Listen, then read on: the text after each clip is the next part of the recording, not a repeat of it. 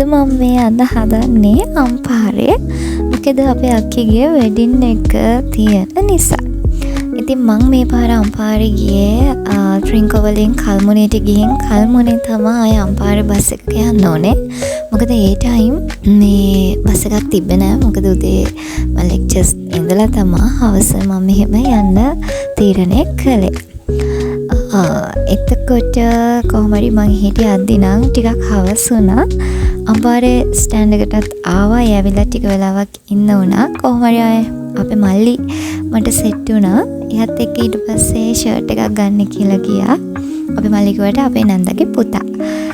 පස්සේ එයාත් එක්ක ෂර්ට් එකක් අරන් ඇවිල්ලා කොහොමරි අපි දෙන්න ස්ටෑන්ඩ් එකට වෙලා බර කතාවක් දාගෙන හිටියා. අපේ ලොකු අක්කිලා නුවර ඉඳන් එනවා කියලා එයාලත් එක්කම අපි හිඟුරානට යන්න හිටියා. ඉතින් එයාලා එනකල් අපි බර කතාවක් දාගෙන හිටියා. ගෙදර ගිහින් මට වීඩියෝස් නම් ගන්න බැරි වුණා. ගත්ත වීඩියෝ ටිකකින් තමයි මම පොඩි ව්ලොග් එකක් හැදුවේ. ඉතින් එදා රෑ වෙඩින් එක දවසට කලින් දවසේ රෑ අක්කීට පොඩි සර්ප්‍රයිස් එකක් දුන්නා. අක්කිගේ යාළුවෙක් නගෝමි අක්කි කියලා. ඉතින් ඒ සර්ප්‍රයිස් එකේත් පොඩි වීඩියෝ වගේක් තිබ්බා. ඒක දාලා තමයි මම මේක ගත්තේ. මොකද මේක ලස්සන මතකයක් වෙයි කියලා හිතනවා. මොකද අපි හැමෝම ආසාවෙන් බලාගෙන හිටපු දවසක් නිසා. අපි නම් ඒ ඇස්සේ පහවදා හොටෙල් එකට අරන් යන්න ඕනේ බඩු ටික හැදුවා. පස්සේ කොහොම හරි මේ පහවදා උදේම අපි පාන්දර ඉඳන් ඇහැරලා සැලෝන් එකට ගිහිල්ලා ලෑස්ති වෙලා දැන් මේ හොටෙල් එකට යනකම යන්න පොඩ්ඩක් වෙලා ගියා කට්ටිය එකතු කරගන්න. ඉතින් මේ ඉන්නේ මමයි අපේ චූටි මගේ ලොකුයි. ඔය විදිහට ගිහිල්ලා මේ තමයි හොටෙල් එකේ එළියේ ඉඳන් පොඩි වීඩියෝ කැලි ටිකක් ගත්තා.